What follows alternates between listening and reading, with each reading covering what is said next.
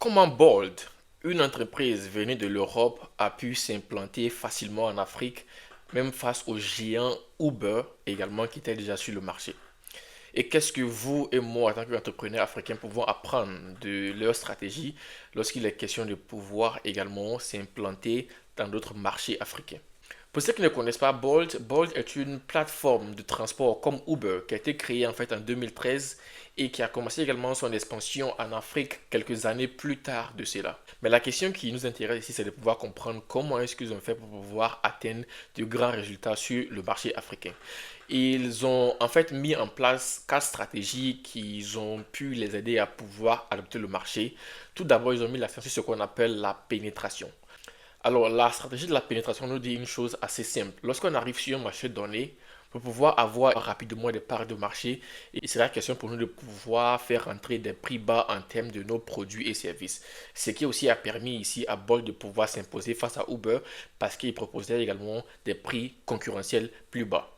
Ensuite également, ce qui aussi a aidé en fait Bolt, c'est surtout une stratégie qui est beaucoup prisée dans le domaine du business international on appelle en fait l'adaptation du marché local. C'est-à-dire que lorsque Bolt est arrivé, ils n'ont pas en fait imposé leur modèle européen en Afrique. Ils ont pris le temps de pouvoir comprendre le marché africain et de pouvoir aussi développer en fait un modèle africain. Surtout le fait de pouvoir comprendre une chose qui est fondamentale, c'est qu'on peut apporter également des connaissances globales, mais il est très important de pouvoir surtout aussi avoir des compétences locales pour pouvoir nous pousser sur le marché. Et un troisième point également, ce qui a fait la force de Bolt également, c'est ce qu'on appelle surtout la stratégie de la diversification. Alors, lorsqu'ils sont rentrés sur le marché, en fait, ils n'ont pas lancé seulement que des produits ou bien des services, hein.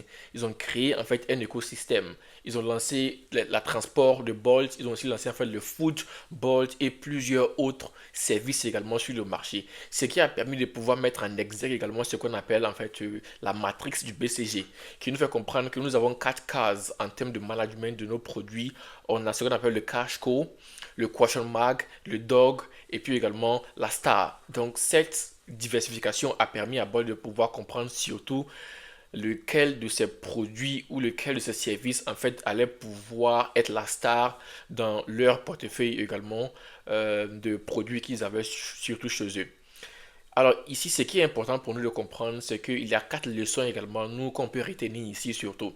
C'est tout d'abord, il faut comprendre qu'on n'a pas forcément besoin d'être les premiers quand on veut rentrer dans un nouveau marché. On peut battre le premier lorsqu'on arrive à pouvoir comprendre en fait et à pouvoir s'adapter au marché local quand on rentre dans le marché. Ce que Bolt a fait également très facilement. Et ce qui est aussi important, un deuxième point de comprendre pour nous, c'est que le prix est une arme stratégique. Surtout dans les économies qui sont le plus souvent sensibles au pouvoir d'achat, il faut pouvoir comprendre comment est-ce qu'on peut jouer avec le prix dans l'optique de pouvoir également avoir rapidement des parts de marché et pouvoir grandir facilement aussi sur le marché. Un troisième point également, c'est qu'il est important de pouvoir comprendre, c'est surtout la diversification intelligente. Bolt a bien sûr pris un risque ici en se diversifiant rapidement sur le marché, mais ça a marché. Pourquoi? Parce que c'était assez stratégique, puisqu'ils avaient déjà compris en fait le marché local. Donc on peut décider de pouvoir se diversifier lorsqu'on rentre sur un nouveau marché, mais on doit être également de façon très stratégique. Ça nous permettra de pouvoir comprendre surtout notre matrice BCG, c'est quoi notre cash co, notre question mark, notre dog et notre star dans notre portfolio de produits que nous avons. Dans la prochaine vidéo, je vais parler d'une nouvelle entreprise que j'aime beaucoup, sur la fierté ivoirienne qu'on appelle Aliwax. On va décortiquer un peu ensemble comment est-ce que Aliwax a pu s'imposer dans un marché de luxe qui est très concurrentiel. Je serai également, Inch'Allah, à Paris, également dans la boutique qui a été lancée à Paris pour pouvoir également prendre mon sac et aussi porter aussi mon soutien également à l'entreprise. À très bientôt.